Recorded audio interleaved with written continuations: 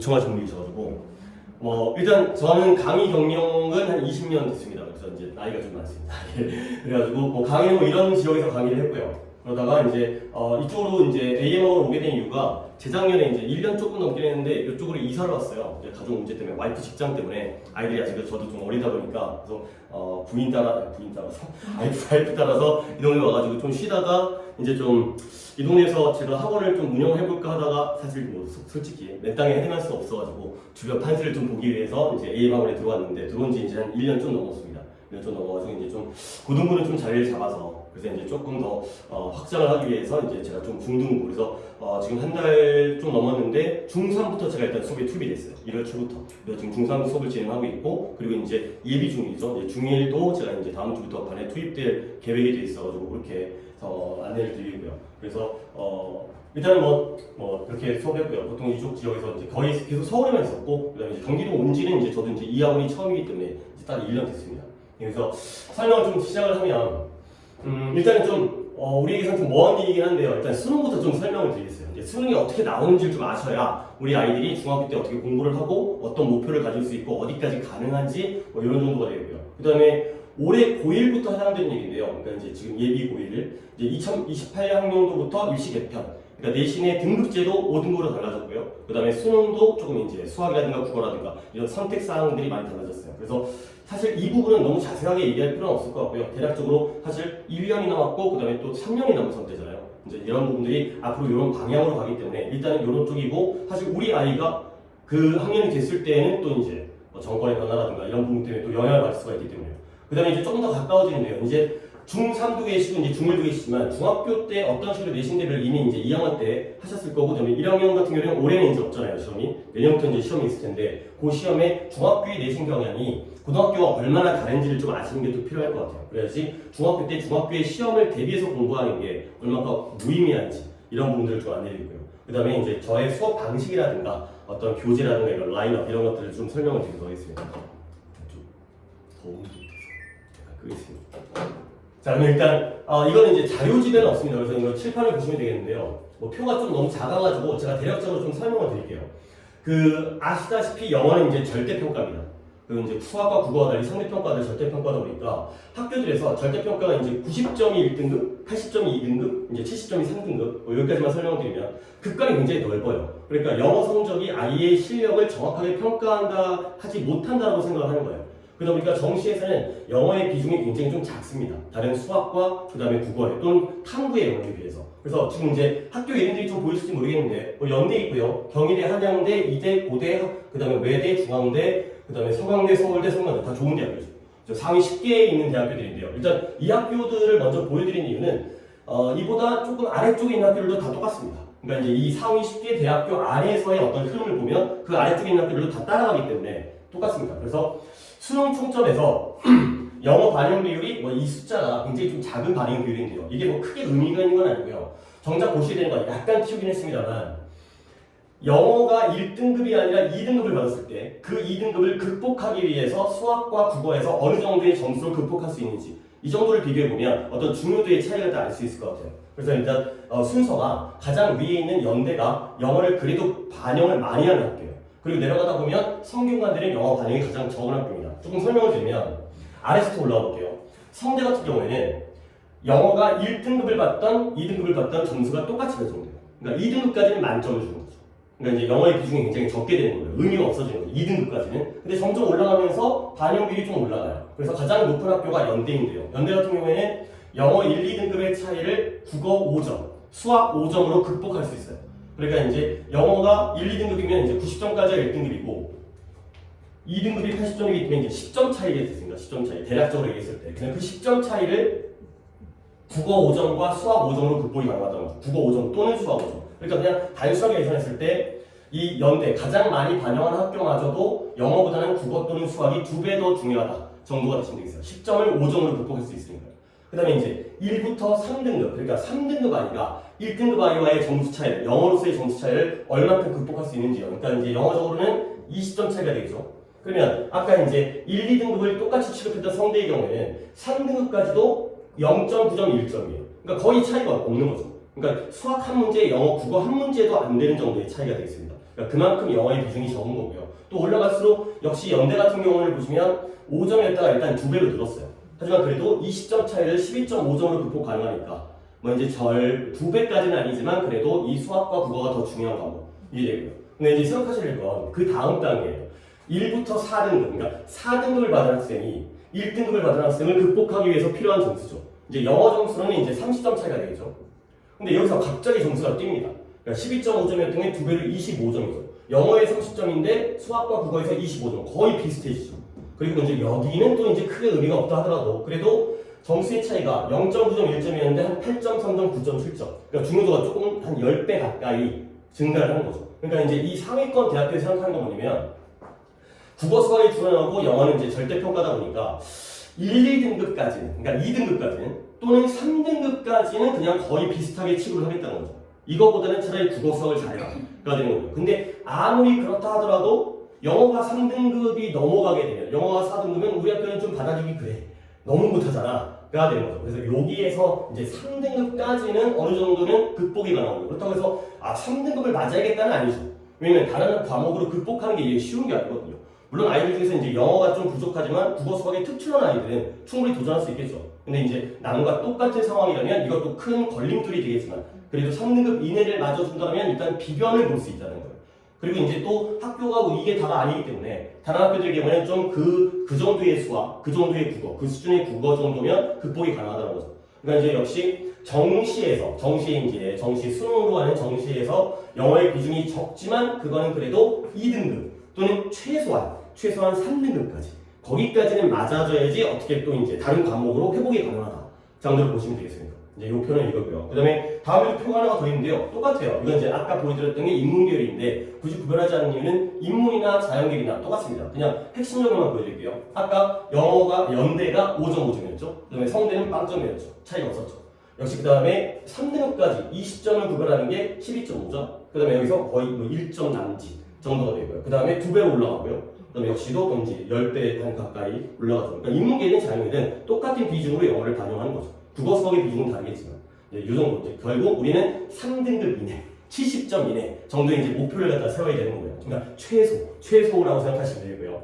자, 그다음에 이제 수능 영어의 절대평가에서의 이제 그 뭐 난이도 같은 거 나오잖아요. 이제 11월달에 수능을 보게 되면은 이번 수능이 뭐 불수능이었다, 물수능이었다. 요거는 자료들이 있습니다. 그래서 그걸 좀 설명을 드릴 텐데요. 아이고 소리가. 2018학년부터 영어가 절대평가를 받았습니다. 그 전까지는 영어도 상대평가였고요. 그 전까지는 영어도 중요 과목이었어요. 그러니까 영어를 잘해도 더 잘해야 돼요. 그러니까 그냥 1등급이 중요한 게 아니라 100점을 맞으면 영어도 표점이 들어가기 때문에 내가 공부를 잘하면 잘할수록 다른 아이와 격차를 벌릴 수 있거든요. 그러니까 이제 그때까지는 저도 좀 살만했어요. 이제까지는 영어 공부를 많이 시켰거든요. 근데 이제 2018학년부터 시작해가지고 절대평가를 바뀌면서 영어의 중요도가 많이 떨어지고 있고요. 이제 영어의 중요도, 영어 수업에 대한 중요도, 이제 과학학원 간다고 빠지고 수학학원 간다고 보충 있다고 빠지고 이제 다 허용을 해줘야죠. 영어가 중요 과목이 아니기 때문에. 근데 이제 보시면 첫 해에 이제 1등급이 이제 4%가 아니라 90점이 된 상황이거든요.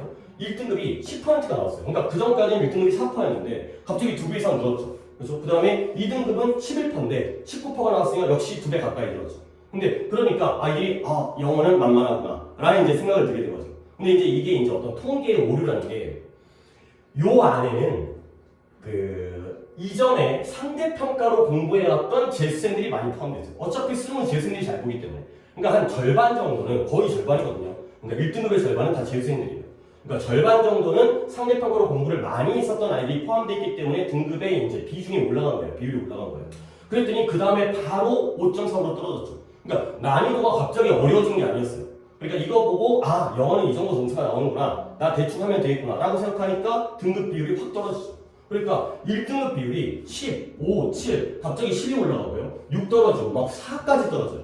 90점인데 1등급 실제 상대평가의 비율과 정도로 나옵니다. 그 다음에 또 6으로 올라가죠. 그러니까 이게 평가원이 출제를 하잖아요. 근데 평가원의 출제 위원들이 난이도 조절을 못하는 게 아니에요. 저가 이제 매년 이제 지금 2004년도부터 수능을 갖다 풀고 있는데 거의 똑같이 수능을 갖다 출제하고 있어요. 난이도의 경우에는. 약간의 시간에 따라서 조금씩 어려워지는 건 있습니다. 아이들이 거기에 대해서 대비를 하기 때문에, 학원에서 대비를 하기 때문에 똑같은 난이도를 내면 점점 쉬워져요. 체감 난이도. 그래서 약간씩 어려워지긴 하지만 난이도 조절 잘하고 있는데 결국 이거는 아이들의 공부량이에요.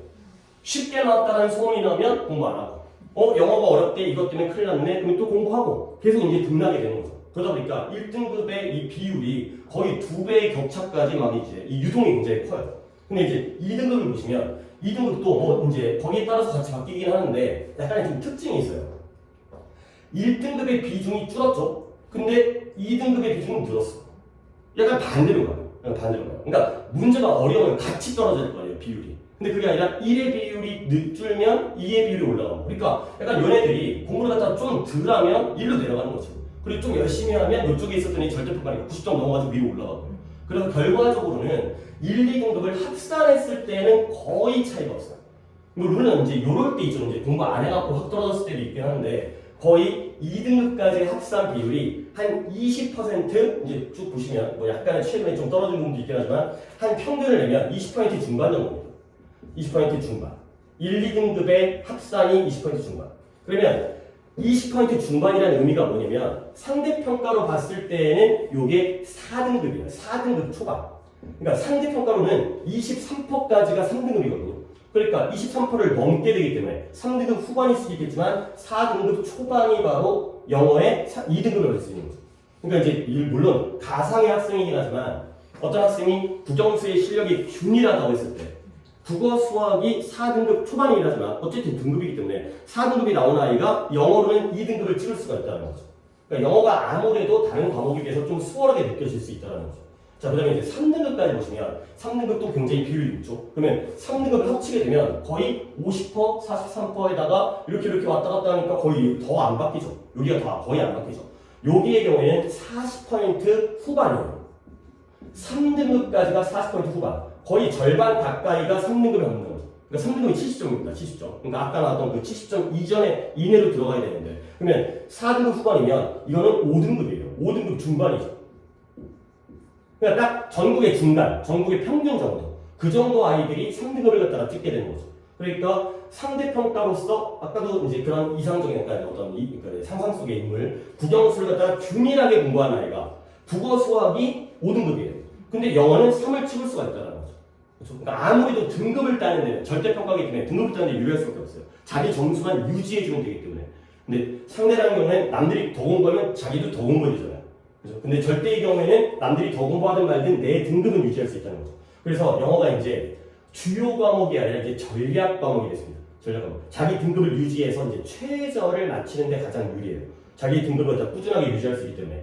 이제 그 최저라는 것도 약간 생소할 수 있어가지고 최저가 뭐냐면 이제 뭐 논술이라든가 수시에서 이제 이 아이의 학습 능력을 평가하기가 좀 곤란할 때 학교 내신만으로는 학교별의 차이가 있기 때문에 평가할 수 없을 때 수능에 대한 최소한의 기준을 주는 거예요. 그러니까 일단 예를 들어서 이제 수도권에 있는 학교들 경우에는 조금 수도권에 이제 갈만하지만 아주 세지 않은 학교 같은 경우에는 보통 2합 5 정도가 돼요. 2합 5. 2합 5라는 게 수능의 과목이 이제 4과목입니다. 이제 국어, 영어, 수학, 탐구. 한국사는 안 들어가요. 그러니까 탐구도 2과목이긴 하지만 이게 4가지 과목 중에서 자기가 2과목을 골라요. 자기가 잘 본 과목. 그런 다음에 그거가 합산이 등급 합산이 5등급 안에 들어가면 되는 거예요. 그러니까 좀 할만하죠. 그러니까 예를 들어서 영어를 갖다가 2를 찍게 되면 영어를 2를 찍어주면 그러면 나머지 과목 중에서 한 과목만 3을 찍으면 돼요. 좀 쉽진 않아요. 수학 3이 쉽진 않기 때문에. 근데 자기가 잘하는 거고 여기다 3을 찍으면 맞출 수가 있어요. 그리고 3합 5가 있어요. 이제 인서울 3합 이러면 인서울이니까 일단 영어를 2를 찍어야 돼요. 영어를 2를 찍으면 안 돼요. 영어를 2를 찍고 그 다음에 나머지 2과목을 2 정도로 찍어주는 거죠. 물론 의대 같은 경우가 4합 5예요. 그러니까 이 최저가 이게 최고예요. 이게 최고.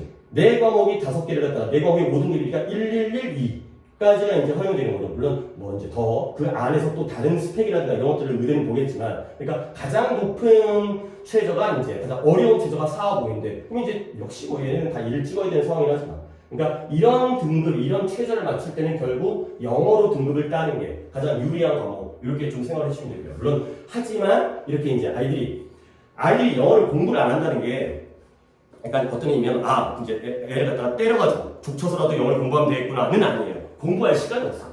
공부할 시간. 당연히 저라도 영어랑 수학을 갖다 공부한다면 수학 먼저 공부를 하겠어요. 더 중요한 과목이고 더 비중도 높고 그 다음에 표점을 따야 되기 때문에 당연히 수학을 해야 돼요. 그러니까 뭐 할까? 수학하고 그다음에 수학 공부하다 보면 뭐 할까? 국어하고. 뭐 할까? 또 수학하고. 이러다 보니까 절대적인 영어의 학습량이 줄 수밖에 없어요. 그러니까 이제 안타깝긴 하지만 이 정도만 3등급 이내는 꼭 맞아야 됨에도 불구하고 아이들이 다른 과목에 더 집중할 수밖에 없는 상황이 되기 때문에 학원 수업 시간도 마찬가지고 학원도 더 이제 다른 과목에 더 많은 시간을 투자할 수밖에 없기 때문에 그렇다 보니까 이제 그럼에도 불구하고 기본적인 걸 해준다라면 다른 과목이 조금 더 수월할 수 있다. 이 정도 내용으로 보시면 되겠습니다. 자, 그러면 이제 조금 일단 정리할게요. 일단 정리하면 수능의 영어의 난이도에 따라서 1등급 비율의 편차는 크다. 막 2배 가까이 차이가 난다. 근데 실질적으로는 난이도가 아니라 아이의 학습량이긴 하지만 그렇긴 하지만 1, 2등급의 학사는 크게 변하지 않는다. 그래서 20% 중반이니까 다른 과목의 국어 수학의 4등급 초반 정도가 영어에서 2를 찍을 수 있다. 그 다음에 1, 3등급의 학사의 경우에는 40% 후반까지. 그러니까 전국에서 절반의 3등급 이상을 낳는다는 거죠. 그죠? 그래서 결국에는 5등급까지도 영어는 3을 찍을 수 있기 때문에 결국 영어는 최저를 맞추기 위한 가장 유리한, 가장 편리한 전략 과목이 되겠습니다. 자, 그 다음에 예전에 상대평가가 마지막 시절에 했으니까 2016, 2017 이때까지는 정말 어려웠어요. 영어 지문이 너무 어려워가지고 사실 저도 영어를 갖다가 뭐 그때 제 실력이 뭐 지금보다 못하진 않았겠지만 않았었을 텐데 그 영어의 원본의 그 번역본 있잖아요. 한국말을 봐도 뭔 소리인지 몰라요. 굉장히 뭐 철학적이고 막 문학적이고 예술적인 내용들이 많이 나왔거든요. 근데 요즘에 그 지문들이 좀 사라지고 있어요. 확실히 좀 다행이에요. 그러니까 읽으면 뭔 말인지 알아요. 뭔 말인지는 알 것 같아요. 그러다 보니까 예전에는 최저 정답률이 그러니까 가장 어려운 그 해의 가장 어려운 문항 있잖아요. 그게 정답률이 10% 중반이었어요. 객관식인데 10% 중반의 정답률이 나온 거예요. 오지선다잖아요. 오지선다. 그러면 그냥 거의 찍어서 맞은 거예요. 알고 맞은 애들이 거의 없다는 거죠. 근데 그러다가 거의 이제 좀 그런 난이도가 떨어지다 보니까 30% 초반으로 좀 올라갔어요. 올라갔는데 근데 또 최근 수능에서는 또 다시 한번 20% 이내로 떨어지기도 해요. 그건 이제 뭐 제가 생각하는 건 공부를 안 해서 그런 거죠. 근데 그때 아이들과 비교했을 때 영어의 지문은 오히려 쉬워졌는데 지문은 쉬워졌는데 아이들의 공부 학습 양이 줄었기 때문에 아이들의 점수는 계속 거기서 거기가 되는 거예요. 자, 그다음에 이제 뭐 EBS 이제 연계 같은 거 있잖아요. EBS 연계율 뭐 이제 EBS 교재 수능 교재에서 이제 나온다는 거. 근데 그게 70에서 50% 낮았어요. 그다음에 직접 연계가 없어져가지고 옛날에는 재종반 이런 학원에서는 아이들한테 영어 지문을 가르치는 게 아니라 좀 못하는 아이들한테는 그 해설서 한국말을 외우기 시켰어요. 한국말을 배워도 그게 똑같이 나오기 때문에 일곱 문항이 직접 연계를 그대로 똑같이 나왔거든요. 그러니까 내용을 알고 있으면 주제 문제 풀 수 있고요, 순서 문제 풀 수 있고요, 위치 문제 풀 수 있어요. 그다음 빈칸 문제도 풀 수 있어요. 근데 지금은 직접 연계가 안 나와요. 그러니까 아이들은 다 처음 보는 지문이에요. 그렇게 느끼는 거죠. 이제 실제로 본 지문이라 하더라도. 그리고 고3 같은 경우에는 학교에서 이제 아직 고3은 좀 멋이긴 했지만 고3 같은 경우에는 계속 또 이제 EBS 교재를 쓰고 있고요. 그래서 EBS를 암기식으로 공부했던 옛날 방식, 뭐 이미 이제 지난 과거의 방식이긴 하지만 그걸로는 대비가 불가능하고요. 결국은 기출이에요. 제일 중요한 건 기출입니다. 그러니까 지금 샘플로 한 장 올라져 있는 이제 고1 모의고사 있잖아요. 이 기출의 중요한 게 이게 왜 중요하냐면요. 이따가도 나올 얘기긴 한데 일단 제가 이제 선생이기 때문에 제 입장을 말씀드리니까 얼마큼 이게 이제 와닿았을지는 모르겠지만 제가 수능 문제를 풀잖아요. 뭐 고1이든 고2든 고3이든 수능 문제를 풀면 저는 풀 때 속도는 당연히 빠르겠죠. 근데 빠른 이유가 뭐냐면 글을 읽어보면 저는 읽어본 글이에요. 읽어본 글. 근데 어떻게 읽으면 문제가 유출된 게 아니잖아요. 그 소재가 계속 재탕 삼탕되어서 나오는 소재들. 그러니까 어떤 그 시사적인 부분이 약간 다뤄질 때에는 좀 신선한 소재, 뭐 어떤 그런 과학적인 새로운 발견이라든가 아니면 전 세계의 어떤 흐름이라든가 이런 시사적인 문제는 그때그때 달라질 수 있지만 기본적인 지문들의 내용은 크게 달라질 수가 없어요. 이게 왜 그러냐면 대상이 학생들이잖아요. 학생들한테 너무 지나치게 심오하거나 아니면 좀 약간 비윤리적인 이런 부분들을 낼 수가 없기 때문에 특히 나오는 지문들은 다 사회과학 계열의 또는 이제 사회 계열의 과학 계열의 지문들이 나오는데 사회 계열 같은 경우에는 심리학이 굉장히 많이 나와요. 사람들의 어떤 심리 분석이라든가 어떤 실험 이런 걸 통해서 사람들은 우리는 이러한 스타일, 이런 성향을 가지고 있다. 이런 것도 많이 나오고요. 철학은 안 나와요. 너무 어렵기 때문에. 그 다음에 과학 같은 경우에는 그 다음에 이제 그 사회과학 계열에서는 이제 그 심리학이라든가 아니면 역사 이쪽 많이 나오고요. 뭐 경제 안 나와요. 어차피 어려웠기 때문에. 근데 자연과학 계열에서는 생물학이 많이 나와요. 뭐 진화라든가 생물의 차이라든가 이런 거 많이 나오고요. 물리학 안 나와요. 물리학 어차피 모르기 때문에. 그러니까 소재가 협소해요. 그러니까 아이들에게 보여줄 수 있는 지문의 내용은 거의 똑같기 때문에. 그러니까 저번에 나왔던 내용이 나오기 때문에 그 내용들이 나오기 때문에 기출을 굉장히 많이 푸는 게 중요해요. 그러다 보면 이제 아이들이 책을 안 읽잖아요. 이제 근데 그렇다고 해가지고 물론 아직까지는 중1이고 아직까지 중3이기 때문에 아직은 늦진 않았어요. 지금부터라도 책을 읽히긴 읽혀야 되는데 또 숙제해야 되고 학교 숙제, 학원 숙제 해야 되고 바쁘고 놀기도 해야 되고 아이들이 책을 읽히기가 쉽지 않아요. 그래서 제가 중학교 때 아이들한테 좀 강조하는 이유가 뭐냐면 물론 이게 쉽진 않지만 아이들이 중간고사, 기말고사 때 사회도 공부하고 과학도 공부하거든요. 근데 아이들이 그때 그거 공부하고 외운 다음에 시험 끝나면 다 까먹어요. 근데 물론 당연한 거죠. 까먹을 수밖에 없죠. 근데 과학과 사회를 좀 더 흥미를 가져야 돼요.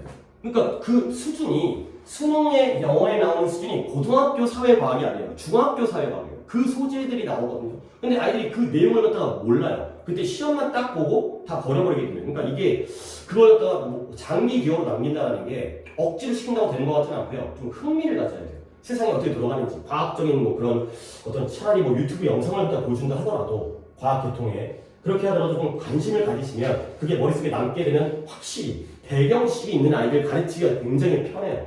뭐 접편하려고 얘기하는 건 아니고요.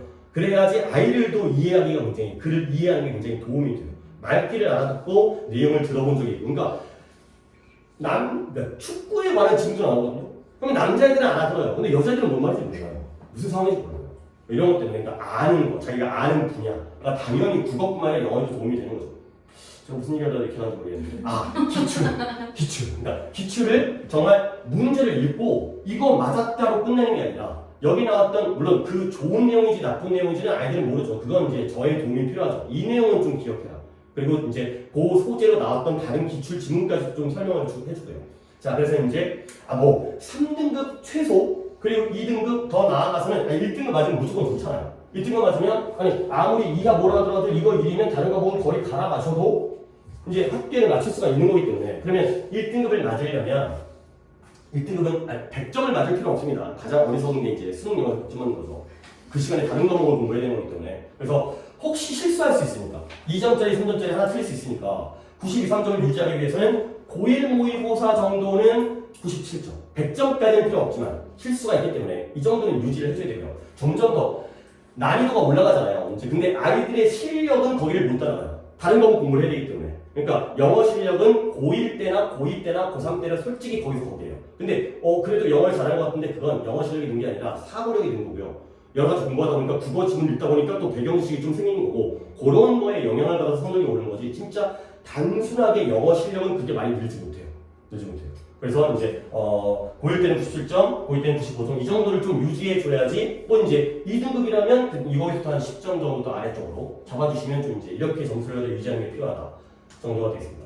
자 그다음에 이제 이걸 좀 설명을 드릴게요. 그러면 뭐 1등급 좋겠고 2등급도 좋겠고 그러면 3등급 70점인데 그 70점 맞는 건 쉬운 건가에 대한 좀 얘기를 말씀을 좀 드릴게요. 이게 이제 작년 수능이죠. 그러니까 2025학년도 최근에 봤던 수능의 오답률 탑5입니다. 이제 이걸 이제 설명드리기 전에 영어가 좀 유리한 게 있어요. 영어 이제 약간 요령이라든가 이런 게 좀 필요한 게 뭐냐면 이 가능한 게 뭐냐면 2022년도부터 문항 번호당 유형이 아예 고정이 되어 있습니다.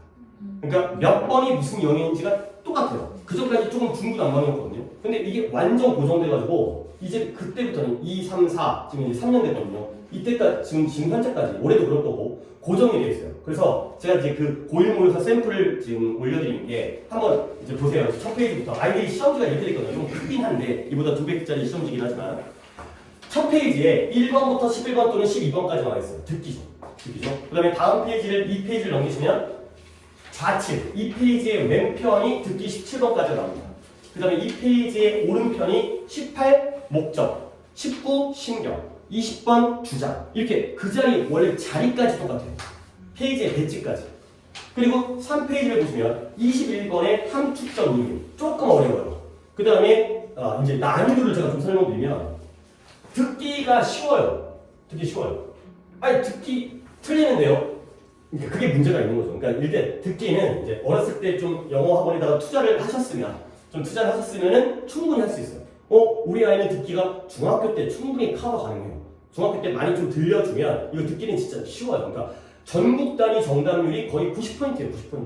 90%면 다 맞는 거예요. 그러니까 그 9등급 1번으로 찍는 애들 있거든요. 그냥 찍고 자는 애들 있잖아요. 그런 아이들까지 포함시켰기 때문에 90%라면 그러니까 그냥 맞는 거예요. 듣기가 쉬워요. 그 다음에 목적도 쉽고요. 그 다음에 신경도 쉽고요. 주장까지 쉬워요. 주장은 보기가 한글 보기예요. 그러다 보니까 지문을 대충만 이해해도 보기 보면서 대충 때려 맞출 수 있어요. 근데 이제 함축적으로 좀 어렵고요. 요지도 할만하긴 한데 그래도 주장보다 어렵고요. 주제 제목은 그래도 영어 보기이기 때문에 글을 다 읽었는데 보기에 있는 단어를 모르면 또 못 맞춰요. 그 다음에 도표 쉬워요. 그 다음에 일치불일치 이제 그 다음 페이지죠. 21, 2, 3, 4 나오고 4페이지에 그 다음에 27, 8번 실험은 쉬워요. 그 페이지는 다 쉬워요. 그 다음에 다음 페이지에 어법 29번 어법 나오고 30번 어휘. 물론 아이에 따라서 문법 못하는 아이라든가 어휘가 부족한 아이들은 좀 어렵게 하겠지만 뭐 그렇게 어려운 문제는 아니고요. 자, 그 다음에 그 오른쪽에 31, 2번부터가 빈칸이에요. 빈칸이 어렵죠. 빈칸이 어렵죠. 좀 어려운 거를 좀 별표를 치겠습니다. 이 네 문항이 빈칸 문항이 제일 어려운 문항이고요. 그 다음에 무관한 문장도 좀 풀만해요. 그 다음에 순서 위치 어려워요. 순서 위치가. 그러니까 이게 글쓰기이기 때문에 이 글을 갖다 이 내용을 어떻게 전달할지는 사실 글 쓴 사람 많이기도 하잖아요. 뭐 드라마 보면은 이제 시간이 막 왔다 갔다 하기도 하고 과거로 갔다 미래로 갔다 하기도 하고 어떤 문장을 먼저 얘기할지 어려워요. 순서 위치. 그 다음에 요약문 풀만해요. 그 다음에 41, 2번 장문 국기는 이제 마지막 페이지입니다. 조금 어렵고요. 그 다음에 43, 4, 5번 쉬워요. 이거는 그냥 누가 만나가지고 도와준 다음에 나중에 이제 뭐 인과응보 막 이런 거에 맞서 이제 그런 스토리예요. 토끼와 거북이 막 이런 얘기 나와요. 그러니까 물론 진짜 토끼와 거북이 아니라 그런 스타일의 이야기들이 나옵니다. 그러니까 이게 영어가 이렇게 페이지별로 어떤 유형이 나오는지가 고정돼 있다 보니까 아이들이 약간 훈련돼 있잖아요. 그러면 이제 알아요. 이제 알고 시간 관리. 내가 지금 이 시간에 여기까지를 풀고 있으면 내가 지금 여유 있게 푸는 거다 아닌 거다. 그리고 여기다 힘을 줘야 될지 아닐지에 갖다가 좀 전략적으로 접근할 수가 있어요. 그래서 지금 이제 이 부분에 대해서 좀 설명을 드리면 제가 이제 쉬운 문항들을 좀 밑줄을 쳐놨거든요. 듣기가 1번부터 17번까지인데 물론 지금 틀려도 상관없어요. 아직 늦지 않았기 때문에 중학교 때까지만 해놔도 상관없기 때문에 듣기가 만점이 듣기 100점이 37점이에요. 일단 듣기 37점. 그 다음에 쉬운 문항이요. 독해 중에 쉬운 문항이 하나, 둘, 셋, 넷, 다섯, 여섯, 일곱, 여덟, 아홉, 열. 딱 10문항이에요. 10문항이면 이제 2점이라고 해서 20점이에요. 20점. 3점짜리 문항도 있는데 이 쉬운 문항들에 해당하는 3점을 잘 안 줘요. 어쩌다가 진짜 특이하게 3점, 도표에다가 3점 주는 경우도 있는데 거의 다 2점이에요. 그러면 이제 여기까지 했을 때 점수가 57점이 나오는 거죠. 근데 57점에서 끝나진 않아요. 그러면 나머지 18문항이 남거든요. 이제 이게 17에다가 이게 10문항이었기 때문에 이게 17문항이고요. 문항 수로는 27이니까 18인데 18을 한 번으로 찍어도 2개, 3개는 맞아요. 최소.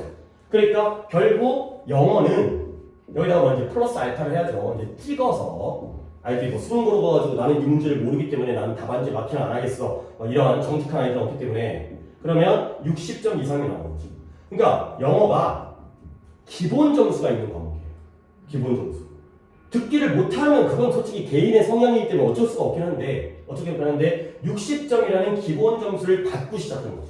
수학의 국어의 기본 점수가 어디 있겠어요? 60점은 받고 들어가는 거예요. 그러면 이제 60점을 일단 받았어요. 그럼 이제 4등급이죠. 이제 4등급은 했어요. 그 다음에 이제 조금 더 올라가야 되잖아요. 이제 좀 거꾸로 접근할게요. 아까 어려운 문항 있잖아요. 41, 2, 3, 4. 그 다음에 46, 7, 48, 38, 5, 31, 2, 3, 4, 36, 7, 38, 5. 얘가 8문항이에요. 이제 어려운 게 8문항. 그러면 얘가 8문항이면 점수 100점은 얘가 또 20점이에요. 그러니까 어려운 문항일수록 반반이에요. 2점, 3점이 2, 3, 2, 3, 2, 3, 2, 3이기 때문에 8문항이 20점이에요. 그러면 예를 들어서 이 8문항을 또 틀렸다 하면 이제 80점인 거죠. 그럼 이제 영어가 이제 좀 깔끔해요. 기본만 맞으면 4등급이에요. 그 다음에 어려운 문항을 다 틀리면 2등급이에요. 그렇죠? 이런 거죠. 그러면 그 중간인 거죠.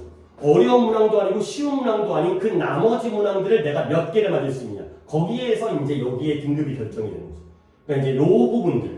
그러니까 사실 예전에 상대평가할 때는 다 맞아야 되기 때문에 정말 빈칸 한 문제가 어떤 당락을 결정하는 그런 상황이기 때문에 진짜 깊게 들어갔거든요. 정말 저도 수업 준비, 지금도 수업 준비합니다만 정말 깊게 들어갔어요. 진짜 너무 어려운 질문을 갖다가 설명해주기 위해서 저도 정말 막 연구하고 원본 찾아보고 수업 시간에 1시간 동안 한 지문 해주고 막 그렇게 공부했었는데 지금은 이제 그런 건 지났어요. 만약에 빈칸 중에 한 문항이 너무 어렵다? 버리면 돼요. 물론 대충 풀어는 줘요. 그러니까 이게 어렵다는 걸 애들이 알아야지 버릴 거 아니에요. 야 이렇게 나오면 이건 버려야 돼. 이런 것들을 갖다가 좀 설명해주기 위해서도 풀이를 해주지만 다 맞출 필요가 없기 때문에 이 중에서는 그러니까 애들한테 빈칸이 4문항인데 그 중에서 2개 틀려주세요. 그 다음에 순서 위치 중에서 하나씩 틀려줘요. 4개 틀리면 90점이에요. 그러니까 8문항 중에서 4개를 틀리면 이게 10점이잖아요. 그럼 90점이에요. 그러면 1등급인 거죠. 아니, 물론 사람이 하다 보면 다른 데서 틀릴 수도 있기 때문에 4문항을 다 처음부터 아예 배제하고 가진 않지만 그래도 어느 정도는 요 정도의 여유가 있다는 거죠. 그러니까 요 사이사이에 있는 아이들이 이제 우리의 아이들이 되는 거죠. 기본은 해야 되고 그 다음에 요 위로 올라갈 필요까지는 100점까지는 필요는 없고 그러면 요 안에서 얼마큼 할 수 있느냐 그러니까 이제 아이들의 영어의 등급을 결정할 수 있는 그런 상황이 되겠습니다. 그럼 이제 거의 다 이 내용 때문에 이걸 설명을 드렸는데 그래도 뭐 작년 수능이 어땠냐면 이거죠. 이제 매번 그렇진 않은데 32번입니다. 빈칸이고요. 31번 빈칸이고요. 빈칸이고요. 빈칸이에요. 빈칸이 어렵죠. 빈칸이 어렵죠.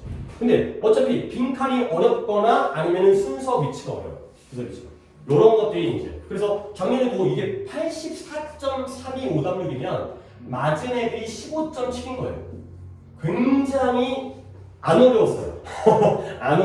안 어려웠는데 애들이 이제 공부를 그러니까 충분히 할 수 있어요. 그러니까 아이들한테 제가 할 수 있다고 자꾸 얘기해도 너는 선생이니까 너는 뭐 영어 잘할 거 아니야. 네가 못하면 안 되겠지. 그렇지만 진짜 할만해요. 할만한데 그만큼의 공부 양도 확보가 안 돼 있다는 게 좀 안타까운 거고요. 하지만 뭐 남들 다 틀리는데 자기가 틀려도 뭐 상관없죠. 뭐 아래쪽 거를 맞으면 되기 때문에 이제 영어라는 과목이 요 정도의 상황이 있어요. 잠깐 정리해드리면 절대평가 그러니까 아무래도 아이들이 영어에 대한 소홀할 수 있는 부분은 인정한다. 다른 과목이 더 중요하기 때문에. 근데 아무리 그렇다 하더라도 영어가 3등급 아래로 떨어지게 되면 답이 없다. 그래서 극복하기는 더더욱 어려워지기 때문에. 그리고 3등급을 막기 위해선 그게 아주 요원한 내가 여기서 고일 모의고사를 예를 들어서 이거 가정에 가져가셔가지고 한번 한 돈 10,000원 지어주시고 풀려보시면 듣기 인터넷에 있어요. 답지도 인터넷에 다 공개돼요. 혹시 이제 출력하시기가 곤란하실까봐 제가 그냥 뽑아드린 거기도 해요. 가져가서 풀어주시면 그러면 애가 막 풀었더니 막 40점, 50점 큰일 났네, 답답하네, 넌 안 되겠구나가 아니라 이 정도 점수는 그냥 학원에 가방 메고 왔다 갔다 하면 그래도 귀로 듣기를 들을 거 아니에요. 가방 메고 왔다 갔다 하면 맞게 해줄 수 있어요. 이 정도 점수는. 그러니까 어느 학원이든 맞게 해줄 수 있는 점수이기 때문에 이 정도는 당연히 맞고 그 다음부터 네가 얼만큼 노력하느냐에 따라서 더 그 이상 그러니까 0에 60에서 출발한다 라고 좀 생각을 해주시면 되겠습니다. 그러니까 이제 여기가 이제 영어에 대한 그 수능 영어에 대한 제 안내 설명이 되고요. 이제 그 다음이 조금 다가오긴 했지만 그래도 또 어찌 될지 모르겠어요. 올해가 첫 해이기 때문에 이걸 학교에서 어떻게 그러니까 아무리 정책이 바뀌었다 하더라도 이거 다시 다뭐 탁상 공론일 수도 있고 현장에서는 이걸 어떻게 적용하는지에 따라서 완전 다른 결과를 가져오거든요. 아니 입시가 달라져봤자 결국은 공부 잘하는 애가 대학 잘 가는 건 뭐 만고 불변의 뭐 진리잖아요. 아무리 바뀌어도 대학에서는 좋은 애들 갖다가 쏙쏙 뽑아갈 수 있는 방법들이 있기 때문에 그래도 좀 설명을 드리겠습니다. 일단 내신이 9등급제에서 5등급제로 전환이 됐습니다. 그러니까 급간 간격이 넓어진 거죠. 간단하게 다시 한번 설명드리면 1등급이 4%고요. 원래 기존의 9등급제에서는 이 누적입니다. 2등급까지가 11%고요. 아까 설명드린 대로 3등급까지가 23%고요. 4등급까지가 40%고요. 5등급이 60%고요. 여기까지는 거꾸로 해야 되는데 제가 계산이 힘들어서 여기까지 안 하겠어요. 뒤에 어떻게 되는지는 별로 중요한 게 아니기 때문에. 그러면 9등급제가 5등급제가 되려면 그냥 단순 계산으로 10%죠? 2등급이 1등급 된 거예요. 기존의 2등급이 1등급 된 거죠. 그러면 이제 이게 그냥 여기까지만 얘기해도 그냥 거의 설명이 가능한 게 그러면 내신의 중요도가 조금 더 커질 수가 있어요. 이게 왜 그러냐면 해볼만 하잖아요. 그 전까지는 1등급 4% 안에 들어가는 게 남의 이길 수 있잖아요. 거의 뭐 전교권 아이들. 한 발에 한 명이에요. 한 발에 한 명. 30명이라면 한 발에 한 명인 거죠. 근데 이제는 한 10%니까 이제 한 발에 한 3명까지. 이기 때문에 1등급 해볼 수 있겠네. 물론 대학에서 1등급을 취급하는 바라보는 눈은 달라지겠죠. 예전에는 1등급을 높이 평가했지만 이제 똑같은 1등급에도 다른 걸 요구할 거예요. 하지만 그래도 일단은 도전해볼 수 있다는 거죠. 너무 이제 내신이라는 게 해볼만 한데 그 다음에 34%면 거의 이전에 4등급의 중반 정도? 예전에 4등급이면 뭐 내신은 안 되겠구나 했는데 그래도 이제 겉으로 보기에는 2등급을 찍을 수 있다는 거죠. 물론 또 2등급에 대한 어떤 취급은 달라지겠지만 그러니까 조금 더 아이들을 갖다가 물론 공부를 갖다가 좀 수월하게 하기 위해서 만든 거긴 하지만 결국 또 이렇게 되면 애들이 또 다 공부해요. 그렇죠. 예전에는 이제 1등급을 따로 2등급을 따로 그다음에 등급 떨어질수록 내신 좀 포기하고 정시 파이트로 가거나 이런 경우도 있었는데 이제는 좀 다 달라지겠죠. 1학년 때부터 가지고 해볼만 한데 나도 한번 해볼까가 되는 거고요. 그 다음에 내신에서 뭐 교육청의 방침이기 때문에 학교에서 어떻게 따를지는 모르겠어요. 근데 객관식을 주로 내지 말고 논서수형을 강화해라. 원래가 객관식이 8, 그 다음에 서술형이 2, 8대 2 정도의 비율이에요. 고등학교 이제 내신 시험이. 근데 이제 뭐 실제로 오래 까놓고 봐야 돼요. 학교에서 이제 어느 정도의 강도로 권고를 하는지에 따라서 따를 것인지 말 것인지 이런 부분. 그리고 절대평가로 시행하지만 상대평가로 병기한다. 당연히 상대평가죠. 절대평가에 A, B, C를 써놓고 상대평가에 1, 2, 3, 4를 써요. 대학은 당연히 이걸 안 보죠. 이걸 볼 거기 때문에 그냥 이건 공용이고요. 쓸데없는 일이고요. 그 다음에 또 이제 세부적인 일이긴 한데 예전에는 일반 교과만 상대평가였고 그 다음에 진로 선택, 실험 과목이라든가 전문교과, 투 과목이라든가 이런 과목들은 절대평가로 원래가 그랬어요. 근데 지금은 모두가 다 절대평가이지만 상대평가를 병기하기 때문에 이제는 예전에는 아이들이 뭐 경제라든가 아니면 뭐 심화 수학이라든가 이런 것들을 선택하는 경우도 있었거든요. 그게 이제 어떻게 보면 학생들을 이쁘게 만드는 방법이에요. 그러니까 교과 관련성. 그러니까 이제 내가 이런 부분을 공부를 했다. 근데 그게 절대평가이기 때문에 점수 따기도 좀 편했거든요. 근데 이제는 그게 또 안 통해요. 이제는 거기도 상대평가가 들어가기 때문에 점수가 좀 깎여버리는 거기 때문에 좀 그러니까 아직 시행되지 않은 부분이기 때문에 이게 어떤 결과를 가져올지에 대해서는 그 효과는 솔직히 지켜봐야 돼요. 뚜껑을 열어봐야 되는 거예요. 그래서 이제 뭐 고교학점제를 하려고 했으나 결국에는 아이들이 다 상대평가가 되기 때문에 무의미해져요. 그러니까 선택적으로 원하는 과목을 수강한다는 게 무의미해져요. 이제는 앞으로도 계속 이로써 많은 과목을 선택해야 돼요. 그래야지 내신 따기가 편하기 때문에. 그 다음에 등급이 이렇게 완화되어지다 보니까 이제 원래 등급을 따기 힘들었던 특목고라든가 외고라든가 이런 데에서도 1등급이 많아지고 2등급이 많아지니까 선호할 수 있을 것 같긴 한데 또 그것도 약간 미지수야. 이 과목들 때문에. 이런 학교들에서 이런 과목들을 더 많이 했었는데 그런 것 때문에 학생도 종합을 많이 갔었는데 아이들이 이제 다양한 과목을 수강하다 보니까 근데 이것도 또 이런 부분이 어떤 또 걸림돌이 될 것 같고요. 일단 내신은 또 이제 등급을 일단 해보는 이제 한번 포기하지 말고 도전을 해봐야 된다. 1, 2등급을 따는 게 훨씬 더 수월해졌기 때문에 근데 그게 실질적으로 어떤 효과를 가져올지는 지켜봐야 된다. 가 되고요. 그 다음에 수능은 이제 문이과 통합이 됐기 때문에 탐구 영역이 제일 크죠. 그래서 탐구가 이제 사탐, 과탐을 갖다가 문이과 관계없이 물론 이과 계열에서 사탐을 선택하는 경우도 있긴 했지만 다 공통으로 사회도 공부하고 과학도 공부해야죠. 중학교 때 아까 얘기한 대로 좀 사회과학에 좀 관심이 있으면 되고요. 그 다음에 약간 통합 지식 뭐 이제 AI 시대라가 뭐 챗GPT 시대이기 때문에 어떤 암기보다는 데이터 분석, 뭐 당연히 올바른 방향인 것 같고요. 뭐 국어의 경우에는 매체가 빠지고 수학 같은 경우에는 미적처럼 기하가 제외되긴 하는다는 특징이 있기 때문에 약간의 학습 부담은 좀 줄고요. 그 다음에 영어 홍수는 그대로 유지되고 또 수능도 또 먼 일이기 때문에 또 지켜봐야 되겠습니다. 근데 어쨌든 이러한 아직은 잘 모르는 상황이라지만 정시 비율이 그대로 유지가 된대요. 40%예요. 근데 정시에서 점점 더 학교 내신 성적을 보는 전형들이 많이 생기고 있어요. 서울대가 시작했는데 그때 따라가고 있고 다른 학교를 점점 생기게. 그 다음에 내신 교과 전형 있잖아요. 내신 100% 이것도 없어져요. 이것도 점점 없어져요. 이제 내신만으로는 이것만으로는 믿을 수가 없는 상황이 또 돼버리기 때문에 다른 걸 계속 또 뭔가를 추가를 하는 거죠. 그러니까 여기를 바꾸면 여기가 같이 바뀌어서 결국 똑같은 결과. 또 이거 바꾸면 이거 바뀌고. 그래서 결국 똑같은 결과. 결국 계속 수능, 내신 이거죠. 같이 해야 되는 거죠. 같이 해야 돼요. 아직까지는 뭐 시작도 안 했기 때문에 당연히 양쪽을 갖다가 다 같이 해야 되는 거고요. 뭐 고등학생들한테 더 필요한 얘기는 아니지만 결국 수능과 내신은 하나를 포기할 수 없다라고 말씀드리면 되겠습니다. 요 정도 이해를 하겠습니다. 자, 그다음에 이제 점점 좀 이제 중학교에 가까워지고 있고요. 시간 관리. 원래 예상은 1시간 반 정도를 예상을 했고요. 더 빨리 진행될 수도 있겠다 싶긴 했는데, 예, 뭐 괜찮게 속도는 괜찮게 진행하겠습니다. 일단 이제 옛날 2000년대 초반 정도에는 내신형 인간과 수능형 인간이 구별했어요. 그러니까 약간 이런 거죠. 노력형. 그 다음에 약간 머리 그쵸. 제가 표현을 그렇게 하기가 쉽지 않아서 머리 좋네. 그러니까 계속 공부 안 하다가 이게 이제 유전자가 있는 애들이 막판에 뭐 물론 재수까지 할 수 있겠지만 공부해가지고 되는 경우도 있었어요. 되는 경우도. 그 다음에 얘네들은 그냥 엉덩이가 무거워요. 얘는 머리로 공부하는 애들, 이제 엉덩이 공부하는 애들. 이거죠. 근데 요즘에 그게 진짜 거의 그냥 똑같아요. 왜냐면 옛날 내신 영어는 강남권도 쉬웠어요. 그러니까 진짜 수업 잘 듣고 필기 잘하고 암기 잘하면 토는 통암기. 영어가 그냥 여학생 같은 경우에는 뭐 한속봉이에요. 그러니까 외웠어요. 그러니까 한글 지문이 없는데 영어를 처음부터 끝까지 외웠어요. 저도 못하는데 어떻게 그렇게 할 수 있지? 그 정도로 암기해가지고 풀 수 있어요. 변형도 없었어요. 그러니까 문제의 지문의 변형. 근데 이제는 다 통합되어져가지고 아무리 수능이어도 뭐 EBS 연계가 떨어지긴 하지만 그다음에 아까 말씀드린 출제 유형이 고정되어 있죠.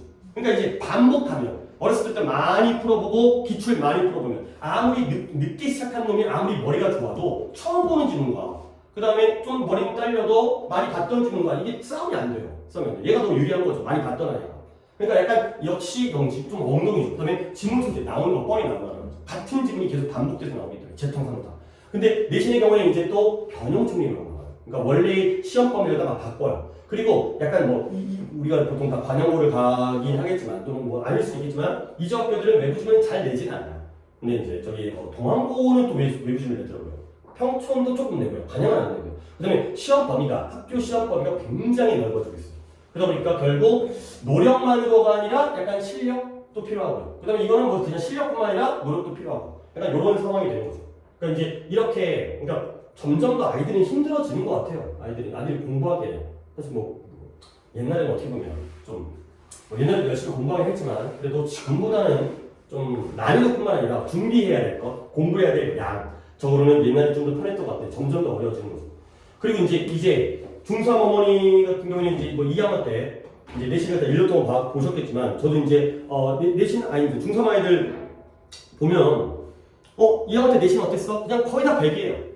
실수 좀 해갖고 97, 8점 나오는 경우도 있긴 하지만 그러니까 내신은 잘하고요. 그 다음에 지금 예비 중1 학부모님들도 내년에 내신 잘 나올 거예요. 그냥 이게 잘 나와요. 근데 그 이유가 뭐냐면 한 번의 시험에 중간고사, 기말고사 1학기 중간, 2학기 중간 뭐 이게 중간, 기말, 중간, 기말 이렇게 했을 때 시험 범위가 교과서 2개가 딱 시험 범위고요. 그 다음에 문법이 단원별로 문법이 딱 2개가 나와요. 그러니까 총 8개의 문법이 나와요. 근데 그 8개 문법이 엄청 많은 게 아니라 문법 하나가 투부정사의 형용사적 용법이 하나고요. 그 다음에 가주어, 진주어 뭐 이런 거 들어보시잖아요. 다 기억나시잖아요. 이런 거예요. 그냥 한 번 읽으면 그냥 알만한 것들이 8개니까 그리고 시험 범위는 거기에서만 나와요. 그 외의 건 안 나와요. 그 다음에 단어도 시험 범위 학교 프린트에 있는 것만 나와요. 그것만 외우면 돼요. 중학교 때. 그러니까 사실 뭐 물론 뭐 학생마다 성향이 다르기 때문에 제가 이렇게 단언할 수는 없긴 하지만 중학교 영어 내신을 못 보는 건 그건 문제가 있는 거예요. 학원에도 문제가 있는 거죠. 못 보는 거. 그러니까 물론 이제 안 하겠다는 걸 억지로 멱살 잡고 할 수는 없죠. 요즘 애들이. 근데 이제 문제가 있는 거죠. 근데 고등학교 가면 일단 양적으로 그러니까 이 지역, 우리 지역 고등학교를 예를 드는 겁니다. 이게 많은 고등학교도 아니고 그냥 우리 지역 학교예요. 교과서 2개가 똑같네.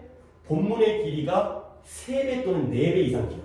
아니 당연히 지문의 난이도도 더 어렵고요. 그 다음에 거기에다가 모의고사를 20개 또는 그 플러스 알파의 지문을 갖다가 포함을 시켜요. 그러니까 그냥 단순히 해서는 중3, 중2도 아니고 중3의 시험 범위는 7배에서 10배. 그러니까 아니 근데 영어만 하는 게 아니잖아요. 그렇죠? 중학교 때에도 시험 기간에 뭐 한 달 잡아놓고 계획 짠 다음에 공부하는데 이렇게 많아, 5과목 이렇게 많아 이러는데 이게 과목당 비중이 제가 다른 것까지 잡고 있습니다. 근데 영어만 해도 이렇게 늘어나면 진짜 학습량은 어마어마하게 되는 거예요. 그러니까 당연히 중학교 때는 시험 기간에 공부하고 딴 때는 놀잖아요. 학원은 간다 하더라도 공부 열심히 안 하는데 고등학교 때는 이걸로는 이게 게임이 안 돼요. 그러니까 저는 보통 중학교 내신 대비를 할 때는 저도 중3 내신 대비는 하기는 하는데 예비 고1 때문에 수업을 하기 때문에 3.5주 하면은 막 나만 돌아요. 반복도 막 하고 암기도 시키고 뭐 수업 시간에 그냥 암기하는 거 뭐 테스트 보고 혼내고 막 이러고. 근데 고등학교는 진짜 한 6주를 잡아도 허덕허덕거려요. 아예 실력에 따라서는 더 어려울 수도 있고요. 다 못 보고 들어갈 수도 있고요. 그 다음에 문법은 이건 그냥 범위가 없다고 생각하시면 돼요.